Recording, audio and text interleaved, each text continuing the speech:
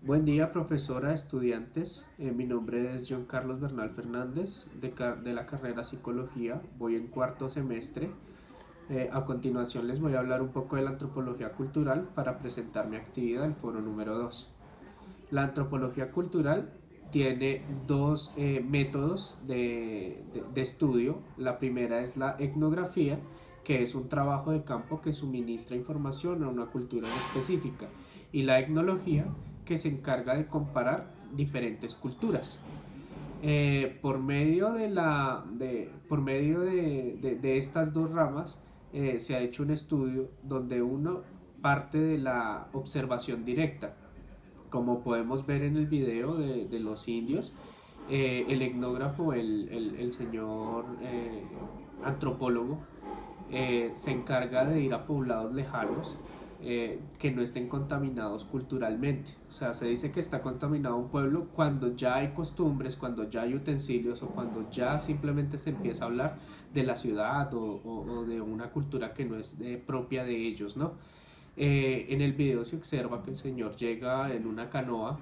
Eso se tiene que adentrar en la selva amazónica, donde pasa 3 días en un bote. Finalmente él llega a unas playas, como a una especie de riachuelo, donde lo primero que se encuentra es un pequeño poblado de Yanomami, donde él intenta hablar. Obviamente no entienden, no es la lengua de ellos, pero él dice que no le sirve su estudio. ¿Por qué no le sirve su estudio?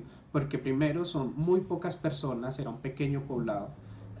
Segundo, ya venían contaminados culturalmente. O sea, ya se encontraban a las mujeres con faldas, ya existía ese tapujo como la vergüenza, la pena. Entonces, finalmente él decide no quedarse en ese poblado, sino finalmente ir, adentrarse un poco más en la selva para poder encontrar una cultura un poco más pura. Entonces, cuando él llega a ese poblado más puro, empieza su investigación por observación directa. La observación directa, él se encarga de ver las costumbres, el tipo de vida, la cotidianidad de las personas, para así poco a poco ir sacando su estudio, su conjetura. Otro de ellos es la conversación. Por medio de la conversación, él empieza a sacar cómo viven, cómo comen, qué están pensando, cómo es el tipo de cultura, cómo se va desarrollando las cosas. Otro es el método genealógico. El método genealógico es mirar la posición de las familias, ya que pues la base de esas culturas es la unión familiar. Entonces, si es una persona que es pescador y el papá fue pescador, los abuelos fueron pescadores, eso se llama un árbol genealógico. Entonces el árbol genealógico se encarga de atar toda esa información para así sacar todo lo que tiene que ver con la base cultural del pueblo. En el video también podemos encontrar diferentes situaciones, como lo son los ritos, la cultura religiosa, ya que para ellos es mucho más rica y más importante estar basando su vida en hechos sobrenaturales. La importancia de un chamán en la cultura. Entonces el chamán es el que se encarga de darles este poder para las flechas, para las lanzas, el veneno, es el que se encarga de rezar. Ellos tienen esa creencia de que tú tienes un doble en la naturaleza, ya sea un jaguar, un mico, un animal, donde simplemente si a ese animal le llega a pasar algo, a alguien de la tribu también le va a pasar algo, ya que tú compartes un doble en la naturaleza. Entonces lo que se encarga de hacer el chamán es limpiar tu cuerpo, limpiar tu alma, por algo así llamarlo, para que este mal se vaya. De ahí arraigan las enfermedades. Entonces, si alguien de la tribu está enfermo, simplemente fue porque o mataron el animal con el que tú compartías el doble, o porque simplemente el animal murió o algo le pasó. Otra parte de la otra enfermedad, o otro, pues, ¿cómo decirlo? Eh, ¿Por qué llega otra enfermedad? Puede ser porque otro chamán lo mandó. Son muy creyentes de, por así llamarlo en nuestra cultura, la brujería. Entonces otro chamán coge y envía espíritus malignos a poseer tu cuerpo, y simplemente pues te enfermas, mueres. Otra cosa que me llamó así la atención bastante del video fue que para poder entrar en esos estados tenían que estar pues drogados. Entonces, junto al chamán hacen una especie de polvo, no sé, lo veo en mi cultura como la cocaína, no sé, algo así, para entrar en una especie de trance donde ellos no lo ven como una enfermedad, ni como un vicio, ni como, no hay como esa mentalidad de daño, sino simplemente para ellos es un trance donde se limpian. Es más, lo comparo yo como el baño diario, el baño cotidiano. Nosotros nos levantamos, vamos, nos bañamos y nos arreglamos. Es como una especie de limpieza.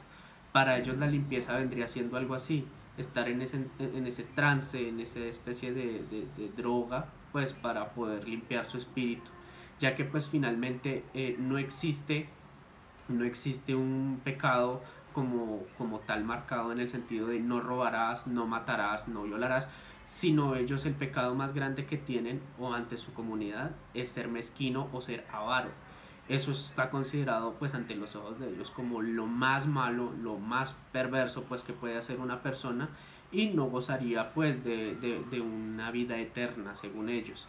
Entonces, si nos desprendemos de toda la parte material, por eso se ve un pueblo bastante pobre, pero no pobre en el sentido de eh, culturalmente hablando, o sea, es un pueblo que se ve pobre, pero su cultura es bastante rica, en el sentido de que tienen dioses, tienen creencias, su religión es bastante fuerte, la unión familiar es bastante considerada, donde finalmente siguen siendo unas personas bélicas, porque la base de ellos es la guerra, mantener su unión, su compromiso con la comunidad y la protección.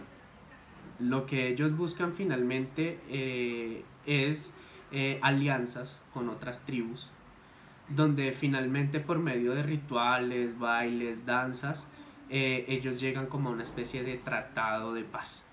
En ese tratado de paz pues evitan perder sus mujeres, ya que pues según lo que estaba diciendo el antropólogo en el video, es que las mujeres son raptadas porque cada 8 mujeres hay 10 hombres. Quiere decir que no están en igual de condiciones, hay muchos más hombres que mujeres. Entonces son muy apetecidas las mujeres. Eh, Finalmente, pues lo que yo pude concluir del video es que a pesar de que es una comunidad bastante alejada, bastante, sí, digamos, no es muy parecida a la de nosotros, hay mucha riqueza como personas, como individuos. Y eso es lo bonito de la antropología, llegar a conocer esas diversas culturas, esas diversas sociedades, donde finalmente se da cuenta que uno vive en la ciudad como en un velo, donde simplemente no ves que pase más allá de lo que pasa en tu trabajo o lo que pasa en tu vida cotidiana. Entonces es lo bonito de la antropología, llegar a ver un poco más, abrir tu mente a que hay nuevas culturas, otro tipo de sociedades, otras personas, pensamientos diferentes que finalmente nos hacen un poco más tolerables. Les agradezco compañeros, profesora, eh, no tengo un poco más nada que decir. Gracias por todo y que tengan muy buena tarde.